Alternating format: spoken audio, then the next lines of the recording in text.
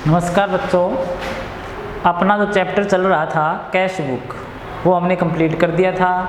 अभी अपने नया लेसन लेंगे मूल्यह्रास या डेप्रीशिएशन। जब अपने जर्नल वाला लेसन किया था तो उसके बारे में एक एंट्री करी थी हमने मूल्यह्रास के लिए, डेप्रीशिएशन टू रिस्पेक्टिव असेट्स। ये क्या है, स्पेशल एक चैप्टर है जो मूल्यह्रास और रिजर्व के लिए है, जिसमें उसका जो फर्स्ट पार्ट है वो है मूल्यह्रास या डेप्रीशिएशन। अब देखो पहले मूल्यह्रास होता क्या है।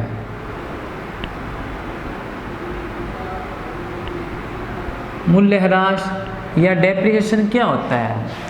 देखो, जब अपने स्थायी संपत्तियां परचेज करते हैं, जब एक बिजनेसमैन क्या करता है, फिक्स असेट्स परचेज करता है, स्थायी संपत्ति खरीदता है, तो जो जो वो क्या करता है, स्थायी संपत्ति को यूज़ करता है, उसका उपयोग करता है, वैसे वैसे क्या होता है, उस संपत्ति के मूल्य में कमी आती है, और उस संपत्ति के मूल्य में वो कमी आती है, वही क्या है, मूल्यह्रास है। तो आपसे कोई ये पूछे स्थायी संपत्ति पे मूल्यह्रास किसे कहते हैं या मूल्यह्रास किसे कहते हैं, तो आप कहोगे स्थायी संपत्तियों के निरंतर प्रयोग से या उसके अप्रचलन के कारण। अप्रचलन का मीनिंग होता है कि कई बार ऐसा हो जाता है कि मान लो जब नई टेक्निक मार्केट में आती है, तो नई टेक्निक मार्केट में आने से पुरानी जो टेक्निक होती है उसका मूल्य एकदम गिर जाता है, तो वो भी क्या है, मूल्यह्रास है। तो मूल्यह्रास की परिभाषा या अर्थ में आप क्या बताओगे, जब स्थायी संपत्तियों के निरंतर प्रयोग से या अप्रचलन के कारण उनके मूल्य में जो गिरावट आती है या कमी आती है, उसे क्या कहते हैं, अपने मूल्यह्रास कहते हैं। तो मूल्यह्रास मैं देखो, इसकी मूल्यह्रास की कई विधियां होती है, लेकिन इसमें दो विधियां मुख्य है। मूल्यह्रास की विधियां,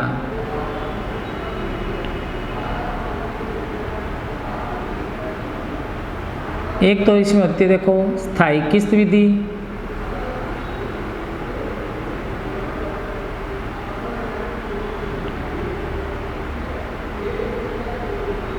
नंबर 2 पे होती है क्रमागत ह्रास विधि या अपलिखित मूल्य विधि।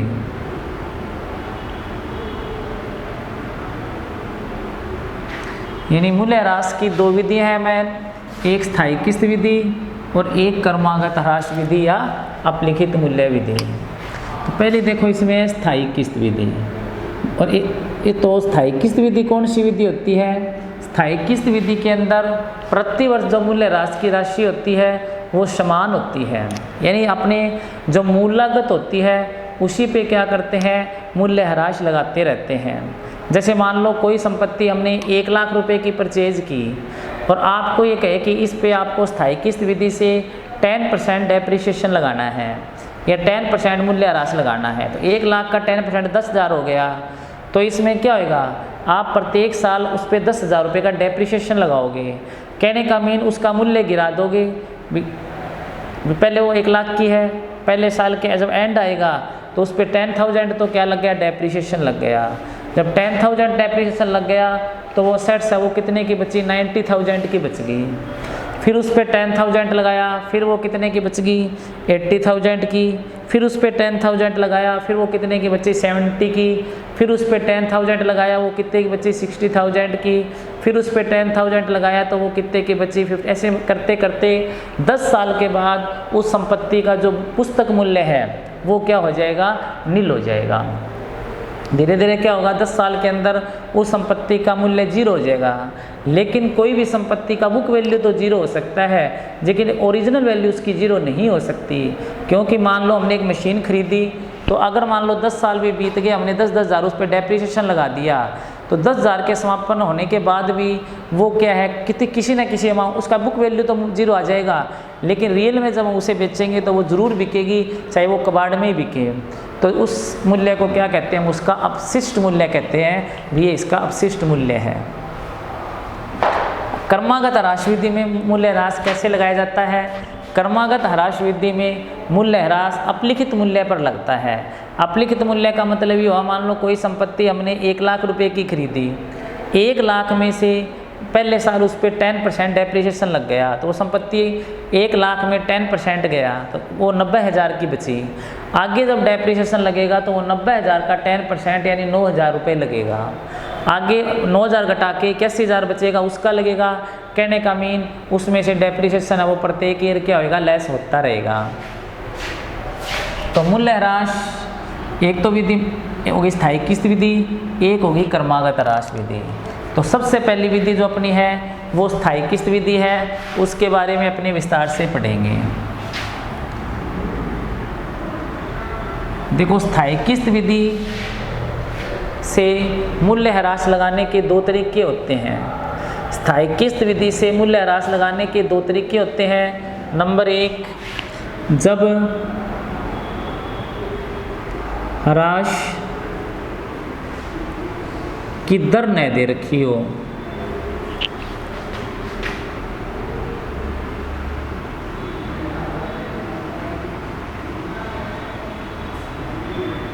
जब ह्रास की दर न दे रखी हो। नंबर 2, जब ह्रास की दर दे रखी हो।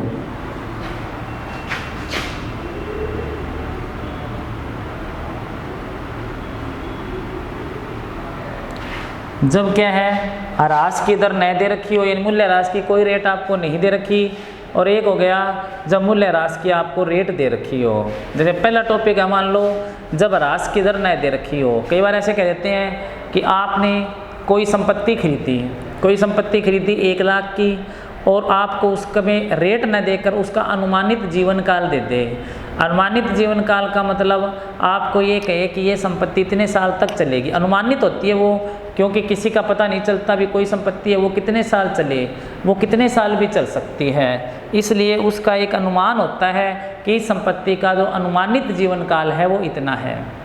यानी उस संपत्ति का जो अनुमानित जीवन काल आपको दे सकते हैं, उसकी रियल लाइफ तो किसी को पता नहीं होती। तो इसमें क्या होगा, आपको जब ह्रास की दर न दे रखी हो तो आपको एक तो देंगे अनुमानित जीवन काल,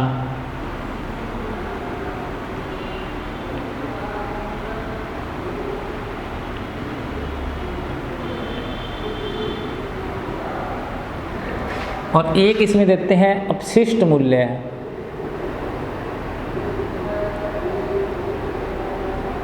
अब अनुमानित जीवन काल का मीन होता है कि अगर मान होता है ये संपत्ति अनुमानित है वो इतने सालों तक चलेगी, तो वो तो क्या हो गया, उसका अनुमानित जीवन काल हो गया। एक हो गया देखो उसका अपशिष्ट मूल्य। अपशिष्ट मूल्य का मीन होता है कि जब वो 10 हमने मान लिया वो संपत्ति अबाउट 10 साल चलेगी, तो 10 साल के बाद उस संपत्ति को कितने में बेचा जा सकता है, वो भी एक अनुमान ही होता है। अपने मान लिया भी 10 साल तक तो इस संपत्ति का यूज़ करेंगे, उसके बाद ये संपत्ति वो 5,000 रुपये में बिक जाएगी, तो 5,000 उसका क्या हो गया, अपलिखित मूल्य हो गया। तो उसमें आपको प्रतिवर्ष मूल्य ह्रास निकालना पड़ता है। उसमें क्या होगा, आपको प्रतिवर्ष मूल्य ह्रास निकालना पड़ेगा। तो उसमें एक तो अपना क्या काम आएगा, अनुमानित जीवन काल काम आ गया, ये अनुमानित ये इतने समय तक चलेगी, और एक उसका अवशिष्ट मूल्य काम आएगा। तो जब आपको स्थायी किस्त विधि दे रखी हो और ह्रास की दर न दे रखी हो, तो आप मूल्य ह्रास कैसे निकालोगे। तो उसका एक फॉर्मूला होता है, देखो, संपत्ति का यानी मूल्य ह्रास की राशि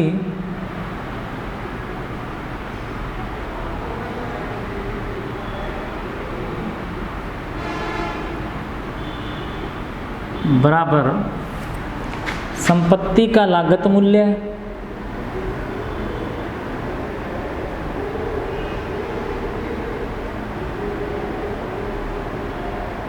संपत्ति का लागत मूल्य माइनस संपत्ति का अपलिखित मूल्य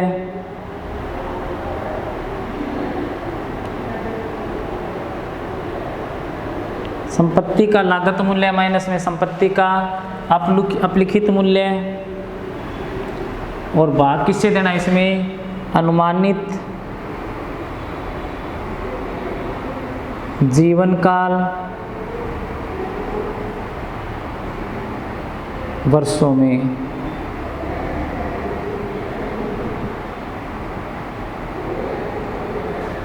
अनुमानित जीवन काल वर्षों में। तो इससे क्या है, प्रति वर्ष मूल्य ह्रास की राशि आ जाएगी। तो प्रति वर्ष मूल्य ह्रास की राशि के लिए सबसे पहले क्या लेंगे, संपत्ति का लागत मूल्य। संपत्ति के लागत मूल्य में क्या करेंगे, संपत्ति का जो अपलिखित मूल्य है उसे क्या कर देंगे, लेस कर देंगे। और संपत्ति, और जितने साल तक वो संपत्ति चलेगी, माना जाएगा अभी इतने साल चलेगी, अनुमानित जीवन काल का भाग दे देंगे, तो वो आपकी प्रति वर्ष मूल्य ह्रास की राशि आ जाएगी। कि प्रति वर्ष है वो मूल्य ह्रास कितना होएगा। मान लो इसका एक उदाहरण देखते हैं कि 1 जनवरी 2016 को एक मशीन 90,000 रुपये में खरीदी। कितने में खरीदी, 90,000 रुपये में, जिस पर व्यय किया 20,000 रुपये। अब एक बात ध्यान सुनो कि एक मशीन 90,000 में खरीदी और उस पर व्यय कितना किया, 20,000 रुपये। जब कोई संपत्ति खरीदी जाती है और उस पर जो व्यय होता है, सीधा व्यय लिखा है, या ऐसे कह दे कि उसे गोदाम तक लाने का या उसे दुकान तक लाने का इतना व्यय है, तो उस व्यय को क्या करते हैं, उस संपत्ति की लागत में ही जोड़ा जाता है। जैसे ये संपत्ति अब 90,000 की खरीदी हुई नहीं मानी जाएगी, इस संपत्ति का जो लागत मूल्य है वो 1,10,000 हो गया। अब आपको इसका अनुमानित जीवन काल दे दिया कि अनुमानित जीवन काल 10 वर्ष। अनुमानित जीवन काल कितना दे दिया, 10 वर्ष। 10 वर्षों के पश्चात मशीन का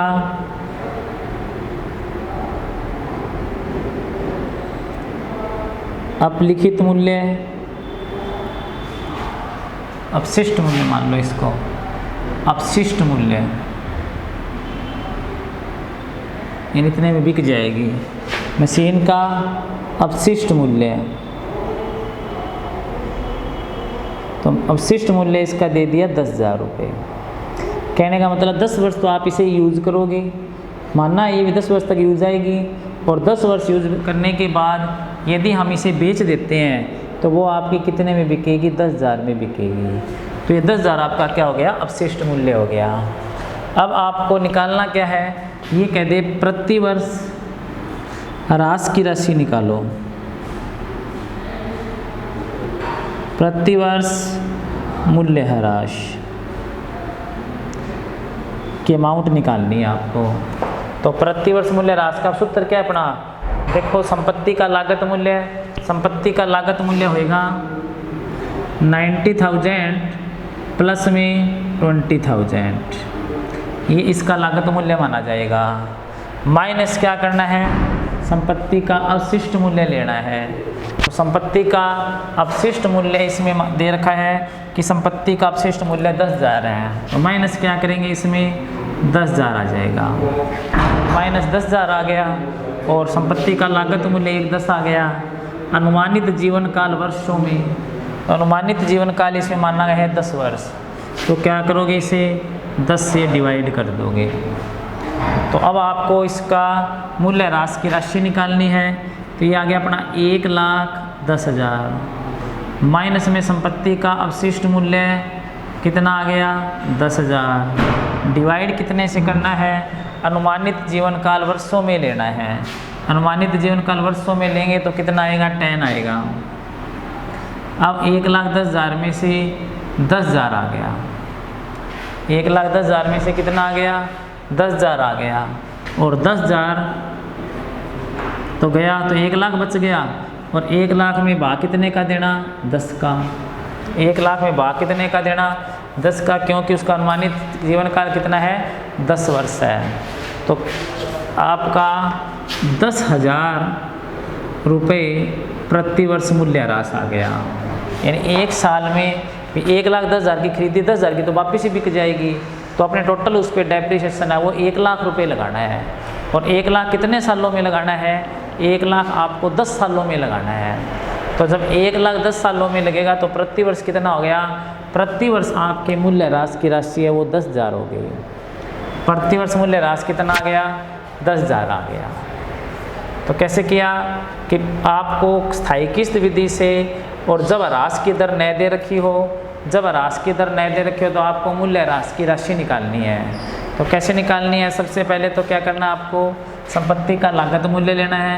लागत मूल्य का मतलब होता है उसका क्रय मूल्य प्लस में उस पर किया गया व्यय माइनस संपत्ति का अपशिष्ट मूल्य। अपशिष्ट मूल्य का अर्थ होता है कि अनुमानित जीवन काल के बाद वो संपत्ति जितने में बिक जाएगी वो उसका अपशिष्ट मूल्य होता है। भाग किसका देना है? अनुमानित जीवन काल वर्षों में भाग देना है। तो संपत्ति का लागत मूल्य हो गया 90,000, तो 1 हो गया, 20,000 उसमें खर्चा हो गया, टोटल जोड़ा तो कितना आ गया? 1,10 आ गया। उसमें लेस क्या करना है? संपत्ति का अपशिष्ट मूल्य। तो अपशिष्ट मूल्य इसमें दे रखा है कि अगर 10 वर्ष हम उसका यूज़ करें तो 10 वर्ष यूज़ करें और उसके बाद उसका अपशिष्ट मूल्य निकालें तो वो 10,000 में बिकेगी। तो वो इसमें से लेस कर दिया। तो 1,10,000 में 10,000 तो क्या हो गया? लेस हो गया। और भाग किसका देना है? अनुमानित जीवन काल का वर्षों में। तो अनुमानित जीवन काल कितना है? 10 वर्ष है। तो 10 से क्या कर दिया? इसे डिवाइड कर दिया तो 1,10 में से 10 गया, 1 लाख बचा और भाग कितने का देना है? 10 का, तो 10,000 आ गया। तो प्रति वर्ष जो मूल्य ह्रास की राशि है वो 10,000 आ गई। कई बार क्या करते हैं आपको इसमें ऐसे पूछते हैं कि ह्रास की दर बताइए।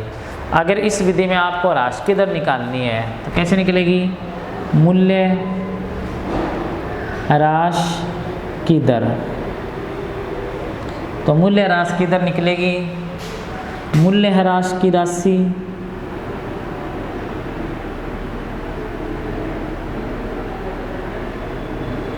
बटे में लागत मूल्य इंटू में 100।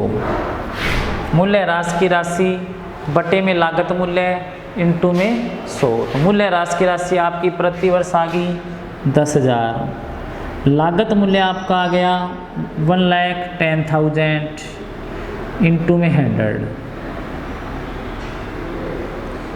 तो ये आ गया अपना। तो हम एक बचा लगभग मान लो 9.11 लगभग, फिर इतना मान लो लगभग इतना आएगा।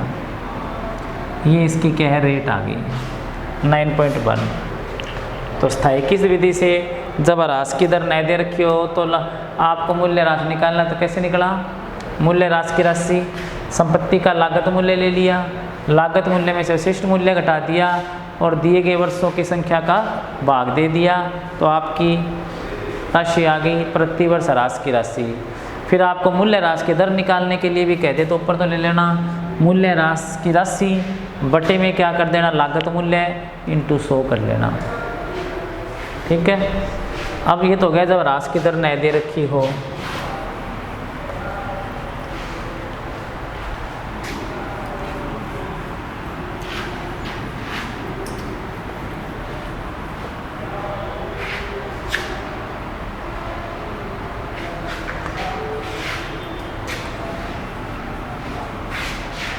जब ह्रास की दर दे रखी हो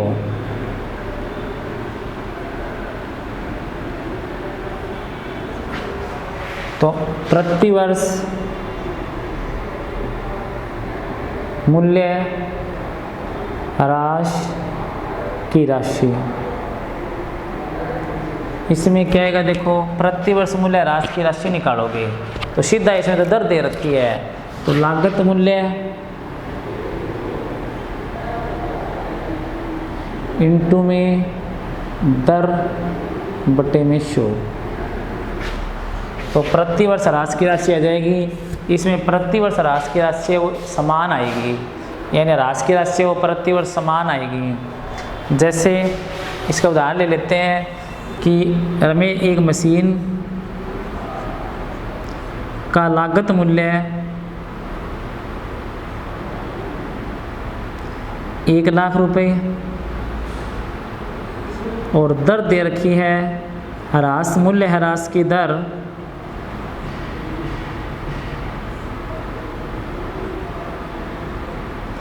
10%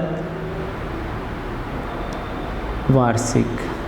मशीन का लागत मूल्य दे रखा है 1 लाख और मूल्य ह्रास की दर दे रखी है 10% वार्षिक। अब आपको प्रति वर्ष मूल्य ह्रास की राशि निकालनी है, तो बिल्कुल सरल है। पहले लागत मूल्य ले लो, लागत मूल्य आ गया 1 लाख इंटू में दर कितनी दे रखी है 10%, तो 10/100 आ गया। तो प्रति वर्ष ह्रास की राशि है वो 10,000 रहेगी। आपको प्रति वर्ष ह्रास है वो कितना लगाना है 10,000 लगाना है। कैसे निकली? अगर जब ह्रास की दर क्या है, ह्रास की दर नए दे रखी हो, जब ह्रास की दर नए दे रखी हो तब तो लगेगा वो सूत्र लागत मूल्य माइनस में अवशिष्ट मूल्य अनुमानित जीवन काल वर्षों में, और जब ह्रास की दे रखी तो सीधा ह्रास की रेट से निकल जाएगा। तो रेट इसमें कितनी दे रखी है 10%, और खरीदा कितने में है, लागत मूल्य इसका कितना है 1 लाख है, तो 1 लाख का 10% है वो 10,000 आ गया। तो प्रति वर्ष इसमें जो ह्रास की राशि लगेगी वो 10,000 लगेगी। तो ये अपनी स्थायी किस्त विधि होगी। तो इसका एग्जाम्पल जिसमें आपको मूल्य ह्रास अकाउंट बनाना पड़ेगा, संपत्ति अकाउंट बनाना पड़ेगा, वो कल करेंगे। आज के लिए इतना ही, धन्यवाद।